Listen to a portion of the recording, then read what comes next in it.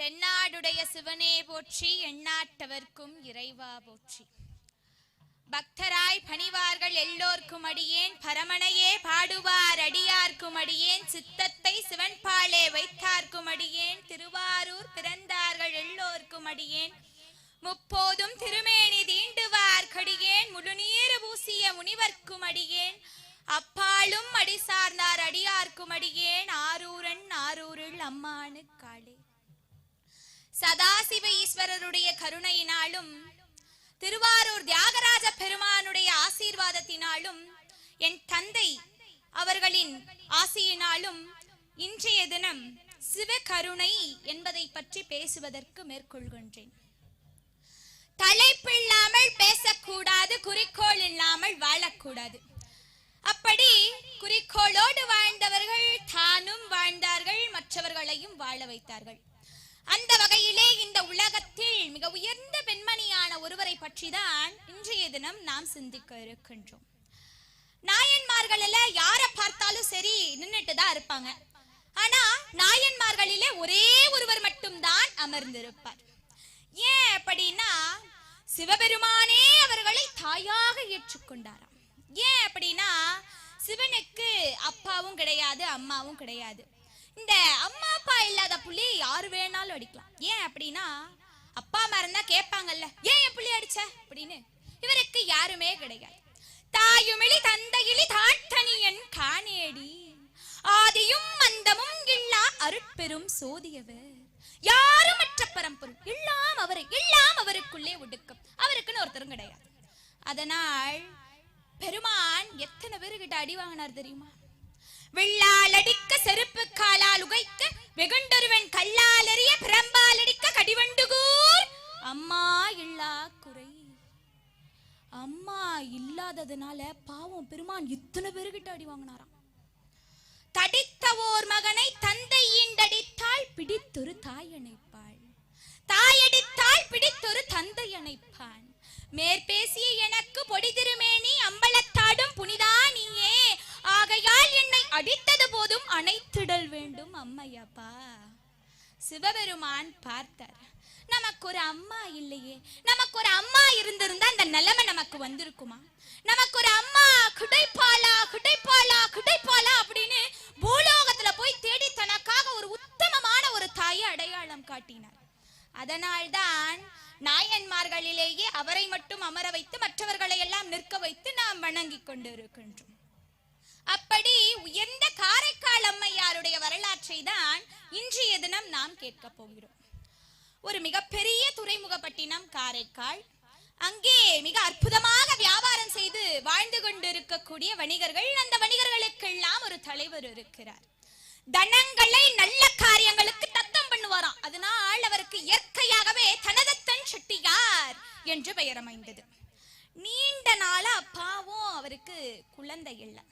இறைவனிடம் வேண்டுகிறார். சிவபெருமானுடைய கருணையினால் அழகே உருவமான ஒரு பெண் குழந்தை பிறந்தது. பிறக்கும் பொழுதே அந்த குழந்தைக்கு தெய்வ சேக்கிழார் பெயர் வைத்தே பிறக்க வைக்கிறாராம். எப்படி?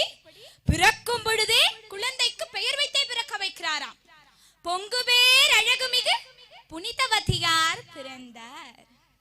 பொங்குபேர் அழகுமிகு புனிதவதியார் பிறந்தார். புனிதவதியார் புராணம்னா இங்க பல பேருக்கு தெரியாது, காரைக்கால் அம்மையார் புராணம்னா தெரியும். அப்படி அந்த குழந்தை மிக அழகாக வளர்கிறது. அப்பாவும் அம்மாவும் சிவபூஜை பண்ணுவாங்களாம். அந்த குழந்தையும் சேர்ந்து போய் உட்கார்ந்துட்டு சிவபூஜை பண்ணுமா. சிவனுக்கு தன் கையாலே மலசாத்தி சந்தனமிட்டு குங்குமமிட்டு இறைவனை பொலிவுபடுத்தி அதில் அழகு பார்ப்பது அந்த அம்மைக்கு ஒரு மகிழ்ச்சி. தினம் இது ஒரு வேளை. அந்த வகையிலே சிவபக்திகளிலேயே வளர்ந்தவர் காரைக்கால் அம்மையார். சிவபக்தி மேலோங்க மேலோங்க மேலோங்க இறைவன் மீது வைத்திருந்த காதல் அவருக்கு அதிகமானது. இதுவும் சிவபெருமானுடைய கருணைதான். அவன் அருளாலே அவன் தாழ் வணங்கி. தினம் சிவபூஜை பண்ணாம சாப்பிட மாட்டாராம். நித்திய பூஜை நித்திய அன்னதானம் இப்படி வாழ்ந்து கொண்டு இருந்தார். அந்த வகையிலே பெருமை என்னன்னா, அம்மையாருக்கு இளமையிலேயே இத்துணை பக்குவம் இருந்தது. எப்படி? இளமையிலேயே இத்துணை பக்குவம் இருந்தது. வயதான காலத்தில் இளமையிலேயே இவ்வளவும் இருந்தது. அவர் மங்கைய பருவம் அடைந்தார். இந்த அப்பாவுக்கு ஒரே கவலை. என்ன கவலை? நம் குழந்தைக்கு நல்ல மாப்பிள்ளை நமக்கு நல்ல சம்பந்தியா வந்து அமையணுமேன்னு கவலைப்படுறார். இந்த பொண்ணு கொடுத்து பொண்ணு எடுத்தவர்களுக்கு தமிழ் அழகா பெயர் வச்சிருக்காங்க. சம்பந்தி. சம் என்றால் நல்ல, பந்தம் என்றால் உறவு, நல்ல உறவு என்பது பொருள். ஆனா இப்பெல்லாம் என்ன சொல்றோம்? சம்மந்தி, சம்மந்தி. மந்தினா குரங்கு, நல்ல குரங்கு என்பது பொருள். அதையே மரியாதையோட தான் சொல்றோம். சம்பந்தம் பண்ண வீட்டுக்கு போனா அவர் சொல்வார், வாங்க நல்ல குரங்குன்னுவார். இவர் உடனே சொல்லுவார், ஆமா நல்ல குரங்கு, வரே நல்ல குரங்குன்னுவார். அது போல சம்பந்தம் கிடையாது, சம்பந்தம். தமிழ் அழகான மொழிங்க, அதை சரியாக பயன்படுத்த வேண்டும். அப்படி காரைக்கால் ஒரு துறைமுகப்பட்டினம்னா அங்கிருந்து பக்கத்துல, கொஞ்சம் பக்கத்துல நாகப்பட்டினம், அது இன்னொரு துறைமுகப்பட்டினம். இந்த நாகப்பட்டினத்துல நிதிபதி செட்டியார்னு ஒருத்தர் இருந்தார். நிதிக்கு பதியானவராம், அதனால் அவருடைய பெயர் நிதிபதி செட்டியார். அவருக்கு 5 முதல் 6 ஆண் பிள்ளைகள் இருந்தது. அதில் கடைசி பையனான பரமதத்தனாருக்கும் இந்த புனிதவதியாருக்கும் மனம் பேசும்படி ஊர் பெரியவர்களை எல்லாம் அனுப்பி வச்சாங்க. இந்த காலம் அறியல. காலப்போக்கில் ஜாதகம் பார்த்தார்கள். கல்யாணம் மிக சிறப்பாக நடந்தது. இந்த கல்யாணம் எப்படி நடந்ததுன்னு தெய்வ சேக்கிழார் அழகா சொல்றாரு பாருங்க. மகிழை காளைக்கு களி மகள் சுற்றம் போற்ற கல்யாணம் செய்தனரே. மயில் மாறி ஒரு பொண்ண, கால மாறி ஒரு பையனுக்கு சுற்றம் போற்ற கல்யாணம் செஞ்சாங்க. இந்த கல்யாணத்துக்கு ஒரு உமானம் சொல்லுகிறார். பெண்ணை அழைத்து கொண்டு போவதற்காக எல்லோரும் முறைப்படு பேசுறாங்க.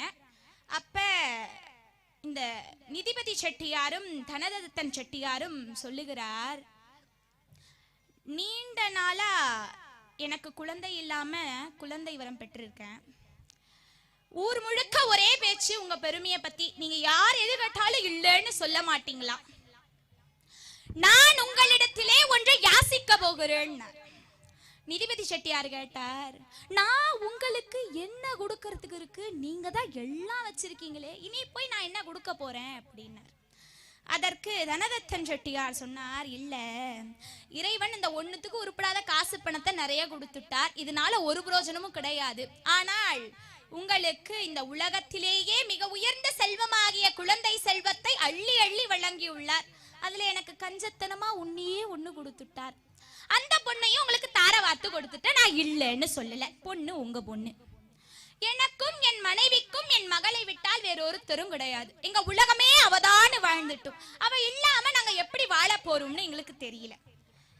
எனக்கு ஒரு சின்ன விருப்பம், புதுசா இங்க ஒரு கடை வச்சு தரேன், இங்க ஒரு மாளிகை கட்டி தரேன். நாகப்பட்டினமும் காரைக்காலும் ரொம்ப பெரிய தூரம் இல்ல, இங்க ஒரு 3 மாசம் இருக்கட்டும், அங்க ஒரு 3 மாசம் இருக்கட்டும் அப்படின்னார். நிதிபதி செட்டியார் சொன்னார், அப்பா பரமதத்தா, உன்னை மருமகனாக ஏற்றுக்கொள்வார்னு நினைச்சேன், மகனாகவே நினைச்சிட்டா, சுகமாக இருங்கோ அப்படின்னு கிளம்பிட்டார். இந்த இல்லற வாழ்க்கை ரொம்ப சிறப்பா செம்மையா போகுது. வண்டி மாதிரி திடீரென்று வண்டி நின்று விட்டது. பார்த்தால் ஒரு வேகத்தடை. வழக்கமாக அம்மையாரின் கணவனார் காலையில் இருந்து நீராடி விட்டு வியாபாரத்துக்கு கிளம்பிடுவார். இந்த அம்மா நித்திய பூஜையை செய்து விட்டு கணவனா சாப்பிட்ட பிறகுதான் சாப்பிடுவா. இதுதான் தினம் நடக்கின்ற நிகழ்ச்சி. அப்படி ஒரு நாள் பரமதத்தனாரிடம் வியாபாரம் பேசுவதற்காக 2 நண்பர்கள் வந்தார்கள். வரும் அவர்கள் 2 மாங்கனிகளை கொண்டு வந்தார்கள். ஏன்? இவங்கதான் புது தம்பதிகள் ஆச்சு. அதனால அவரு கடை பையனை கூப்பிட்டு வீட்டில் சொல்லி கொடுக்க சொல்லிட்டார். அம்மையாரும் வாங்கி வச்சுட்டார். நித்திய பூஜையை செய்ய போயிட்டார். வாசல்ல ஒரு சத்தம், பவதி விக்ஷா தேஹின்னு ஒரு குரல் கேட்குது. இறைவன் அடியார் அவரார். ஏன்? அவர் யாருன்னு இந்த உலகத்துக்கு காட்டுறதுக்காக. அம்மையார் பாதி பூஜையிலிருந்து எழுந்து வந்தார். நீங்க எல்லாம் கேட்பீங்க, பாதி பூஜையிலிருந்து எழுந்து வரலாமா? ஒருவருடைய பசி பிணிதான் பூஜையை விட உயர்ந்த தொழில் என்பதால் காரைக்கால் அம்மையார் பாதி பூஜையிலிருந்து எழுந்து வந்தார். அந்த சாதுவை ரொம்ப அன்பா வரவேற்று இலையை போட்டார், சாப்பாடு வச்சார். சாதம் மட்டும்தான் இருக்கு, வேற எதுவும் தயாராகல. உரியை பார்த்தார், கெட்டி தயிர் ஆடையுடன் இருந்தது. கணவனார் கொடுத்த 2 மாங்கனிகள் இருந்தது. சாப்பாடு வச்சுட்டார். அவர் அதை சாப்பிட்டுட்டு திருநீர் கொடுத்துட்டு சொன்னார், அம்மா, உனக்கு பல சோதனைகள் வரும். அந்த சோதனைகள் எல்லாம் நீயே வெற்றி பெற்று இந்த உலகம் உள்ளளவும் உனது பெயர் நிலைத்து நிற்கும். நீ சௌக்கியமா வாழ கிடவது அப்படின்னு வாழ்த்திட்டு போயிட்டார். அம்மையார் பாதி பூஜை முடிச்சிட்டு வந்தாங்க இல்லையா, இப்ப முடிச்சிட்டு வெளில வந்துட்டாங்க. பார்த்தால் கணவனார் வருகிறார். கணவனாரை அமர வைத்து இலையை போட்டார், சாப்பாடு வச்சார், இந்த பழத்தை வச்சுட்டார். அவர் ஒரு துண்டு பழத்தை எடுத்து வாயில வச்சார். அருந்ததி பழம் அதி அற்புதமா இருக்கிறதே, இன்னொரு பழத்தையும் கொண்டு வான்னார். இந்த அம்மாவுக்கு அப்படியே படபடன்னு வருது. இல்லங்க, மத்தியானம் ஒரு அடியார் வந்தார், அந்த அடியாருக்கு சாப்பாட்டுக்கு வச்சுட்டேன்னு சொன்னா அவர் என்ன சொல்ல போறார்? ஒன்னும் சொல்ல மாட்டார். இந்த அம்மாவுக்கு சொல்றதுக்கு வாய் வரமாட்டேங்குது. ஏன்? கணவனார் கொண்டு போய் வச்சுடுன்னு சொன்னத அவருடைய அனுமதி இல்லாமல் தர்மம் செய்து விட்டோமே. எப்படி? ஒரு பழத்தை அடியாருக்கு கொடுக்க கூட கணவனாரின் அனுமதி வேண்டும் என்று நினைத்தவர் காரைக்கால் அம்மையார். அப்பொழுது அந்த கற்பின் தெய்வம் என்ன பண்ணார் தெரியுமா? பெருமான் கிட்ட போய் கண்ணீர் விட்டு கதறி கதறி அழுதார். பெருமானே, நானார், என் உள்ளமார், நான் உனக்கு ஏதாவது தீங்கு செய்திருக்கின்றேனோ? இல்லையே சுவாமி, நினைவு தெரிந்த காலம் முதல் உன்னை தானே வணங்குகிறேன். ஒரு அடியாரை அனுப்பி பழத்தை வாங்கிட்டு என் கணவனாரையும் கேட்க வச்சிருக்கியே, இதெல்லாம் நீ தானே பண்ற, நானா பண்றேன்? என் செயலாவது யாதொன்றும் இல்லைன்னு எழுதினார். அறிவானும் தானே, அறிவிப்பான் தானே, அறிவாய் அறிகின்றான் தானே, அறிகின்ற மெய்ப்பொருளும் தானே, விரிசுடர்பார் ஆகாயம் அப்பொருளும் தானே அவன். எனக்கு ஒண்ணுமே தெரியாதே சுவாமி, உன்னதானே நான் எப்பையும் வணங்குறேன். பெருமானே, எனக்கு வாழ்க்கையில என்ன வேணும்னாலும் நீதானே கொடுத்த, இந்த வாழ்க்கையே நீதானே கொடுத்த, இந்த வாழ்க்கைக்கு வேணுங்கிற வசதிகளையும் நீதானே கொடுத்த, அந்த வசதிகளையும் உயர்த்தி நீதானே கொடுத்த, ஒரு கணவனாரையும் நீதானே கொடுத்த, கணவனார் கொடுத்த 2 மாக்கனிகளையும் நீதானே கொடுத்த, ஒரு அடியாரையும் நீதானே கொடுத்த. இப்ப என் கணவனார இன்னொரு பழம் கேட்க வச்சிருக்கியே, அதையும் நீயே கொடு. சிவபெருமான் கொடுக்கல. அவர் அங்க இலையில உட்கார்ந்துருக்கிறார், கூப்பிடுறாரு. என்னம்மா புனிதவதி, எவ்வளவு நேரமாக பழத்தை வைத்த இடம் தெரியாமல் தேடுகிறாய். நம்மாவுக்கு அவர் கூப்பிடுறது கூட கேட்கல. தன்னை மறந்து, ஊனை மறந்து, உறக்கத்தை மறந்து, உலகத்தையே மறந்து ஞானியர் நிலை அடைந்தார். பெருமானே பெருமானே என்று கண்ணீர் விட்டு அழுதார். இந்த உலகத்திற்கே நாயகனாகிய சிவபெருமான் அந்த ஒரே ஒரு பெண்மணியின் பக்திக்கு இறங்கி ஒரு மாங்கனி கொடுத்தார். அம்மையார் பழத்தை எடுத்து கொண்டு வந்து சாப்பாட்டு இலையில் வச்சார். அவர் ஒரு துண்டு தாங்க எடுத்து வாயில வச்சார். இந்த ரோம துவாரங்கள்லாம் தித்திக்குது. நிமிர்ந்து வார்த்தை கேட்டார். புனிதவதி, இது நான் கொடுத்த கனிகள்ல. என் வாழ்நாள் முழுக்க இப்படி ஒரு பழத்தின் ருசி இதுவரைக்கும் நான் உண்டதே கிடையாது. இது நான் கொடுத்த கனி கிடையாது. வேறு யாரிடமிருந்து நீ பெற்றாள்னு கேட்டார். தமிழ்ல வார்த்தை தாங்க மனிதனை கொல்லும். அவர் என்ன கேட்டிருக்கணும்? எப்படி வந்தது, எங்கிருந்து வாங்கிட்டு வந்த, இப்படி என்ன வேணாலும் கேட்டிருக்கலாம். அவர் என்ன கேட்டார்?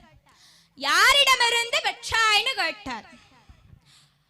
உனக்கு கொடுக்க உரிமையுள்ளவன் நான், இது நான் கொடுத்தது அல்ல, அப்ப வேற யார்கிட்ட இருந்து வாங்கின அப்படின்னார். அந்த அம்மா பார்த்தா, அவளால அதுக்கப்புறம் வேற எதுவும் பேச முடியல. சுவாமி, இது தாங்கள் கொடுத்த கனிகள்ல. சுவாமி, இது தாங்கள் கொடுத்த கனிகள்ல. இந்த ஆவியை எனக்கு யார் கொடுத்து, இந்த உடலை எனக்கு யார் கொடுத்து, இந்த பூமியை கொடுத்து நீ வாழ்கின்ற வாழ்வதற்கு இந்த பூலோகத்திற்கு என்னை யார் அனுப்பினாரோ அந்த ஈசன் பரமேஸ்வரன் கொடுத்த கனி இந்த கனின்னார். அம்மையார் என் கணவனார் பேர் என்ன? பரமதத்தன். பரமதத்தன். திருநீர் வைப்பார், சுவாமி கும்பிடுவார். இவ்வளவு நம்பிக்கைலாம் கிடையாது. சிவபெருமான் கனி கொடுத்தாரா? மூவரும் தேவரும் முடியும் அடையும் காணா பெருமான் உலகம் சொல்லுது. அவரை பார்க்கறது அவ்வளவு சாதாரண விஷயம் இல்லைன்னு எல்லாரும் சொல்றாங்க. கற்பங்கள் பல கோடி செல்லத்திய கடல் நடுவே ஊசியின் மேல் காலை ஊன்றி பொற்பதமே உணவின்றி உறக்கமின்றி புலந்தெலும்ப புலன்பட்டை புலனை ஓம்பி நிற்பவர் கொளித்து மறை கொளித்து அமரர் கொளித்த நீள் முனிவர் கொளித்த சிற்பரன் உனக கனி கொடுத்தாரா? பரவாயில்ல, உண்மை. நான் ஒத்துக்கிறேமா, நான் இல்லைன்னு சொல்ல, நான் ஏத்துக்கிறேன். உண்மை, நான் ஏற்றுக்கொள்கிறேன். ஆனால் ஒரு கனி கொடுத்தவர் இன்னொரு கனியும் கொடுப்பார். இன்னொரு கனி கொண்டு வா பார்க்கலாம். இப்ப இந்தமா தைரியமா உள்ள போனா, முன்னாடி பயந்துகிட்டே போனா, இப்ப தைரியமா உள்ள போனா. பெருமானே, இப்ப நீ கொடுத்தது உண்மைன்னா இன்னொன்னு கொடுத்தாதான் உண்மையாகும். இப்ப நீ தரலன்னா முன்னாடி கொடுத்தது பொய்யாகிவிடும், என் வரலாறே வீணாகிவிடும். பெருமானே, என்னை எல்லாம் உன்னை காப்பாத்திக்கோ அப்படின்னா பெருமான் உடனே கொடுத்துட்டார். அந்த பழத்தை எடுத்துக்கிட்டு அந்த அம்மா ஓடி வரா. சுவாமி, பெருமான் கொடுத்த மற்றொரு கனின்னார். பரமதத்தனார் அப்பழத்தை கையில் எடுத்து வாயருகே கொண்டு போனார். பழம் மறைஞ்சு போச்சு. ஏன் பழம் மறைஞ்சு போச்சு? கொண்டு வா பார்க்கலாம் தானே கேட்டார். சாப்பிடலான்னு கேட்கல, பார்க்க கேட்டார். பார்த்துட்டார், மறைஞ்சு போச்சு. சாப்பாட்டு இலையிலிருந்து எழுந்தார். அம்மையார் கேட்டார், சுவாமி என்ன ஆச்சு? அவர் சொன்னார், இல்லம்மா நீ உட்கார்ந்து சாப்பிடு, நான் வெளில போயிட்டு வந்துடுறேன் அப்படின்னார். மாலையில் வந்தார், அமர்ந்தார். அவர் சொன்னார், நம்மவர்கள் திரைக்கடல் ஓடியும் திரவியம் தேடுன்னு சொல்லுவாங்க, அதனால நான் கப்பல் வியாபாரத்துக்கு வெளிநாட்டுக்கு போயிட்டு வந்துடுறேன். ஒன்னும் இல்ல, நீ நினைக்கிற மாதிரி அடியார்களுக்கெல்லாம் நல்லா அள்ளி அள்ளி தாராளமா கொடுக்கலாம்ல, நான் போய் சம்பாரிச்சுட்டு வந்துடுறேன் அப்படின்னார்.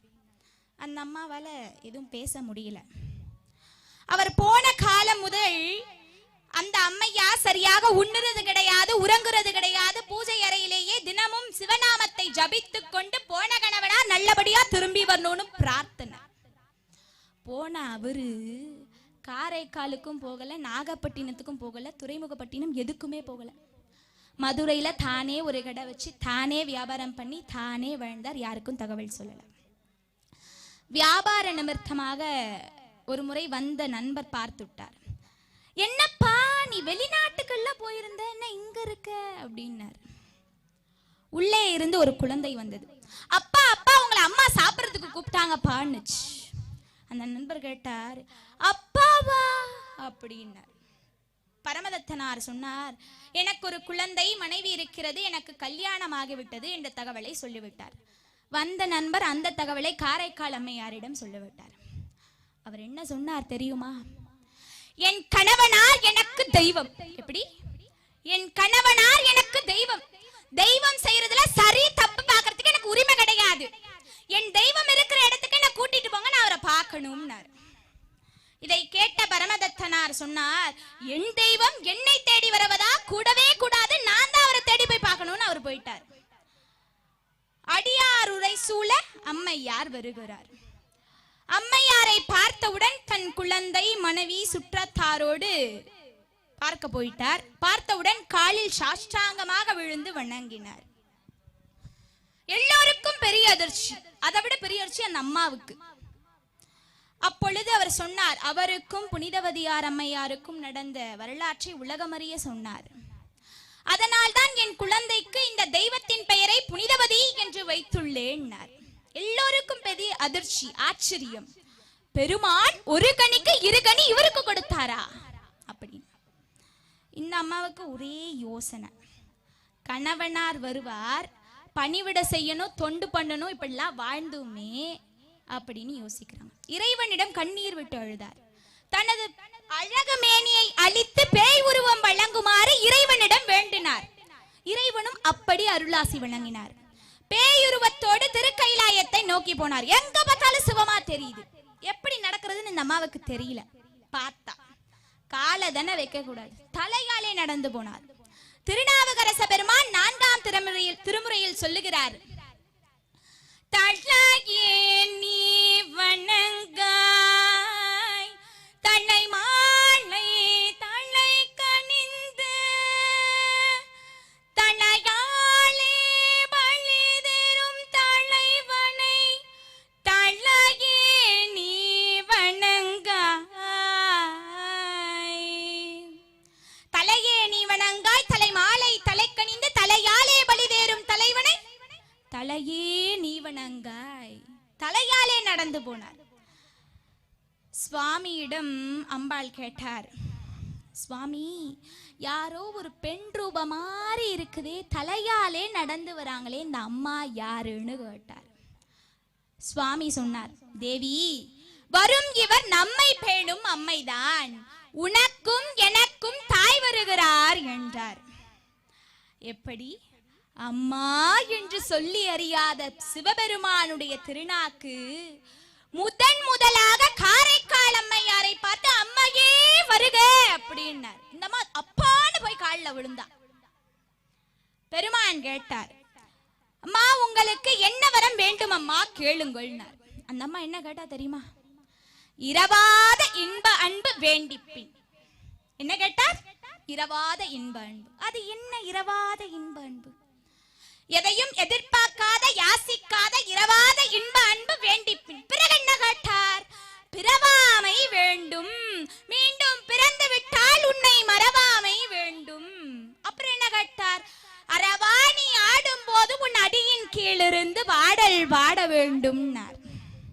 பெருமான் சொன்னார், அம்மா அந்த 3த்தையும் கொடுத்துடுறேன், கடைசியா ஒண்ணு கேட்டீங்களே, தாங்கள் திருவாலங்காட்டிலே சென்று தவம் செய்யுங்கள், காளியோடு தோன்றியாம் அங்கே ஆடுகின்ற போது நீங்கள் பாடலாம்.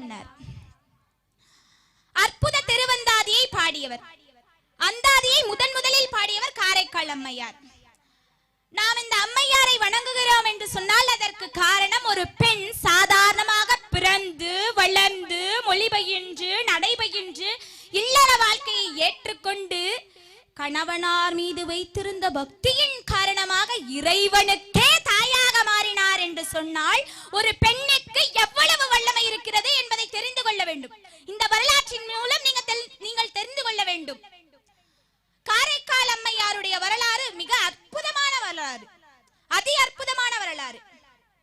இதை பெருமான் நமக்கு தந்துள்ளார் என்று சொன்னால் இதுவும் சிவபெருமானுடைய கருணைதான்.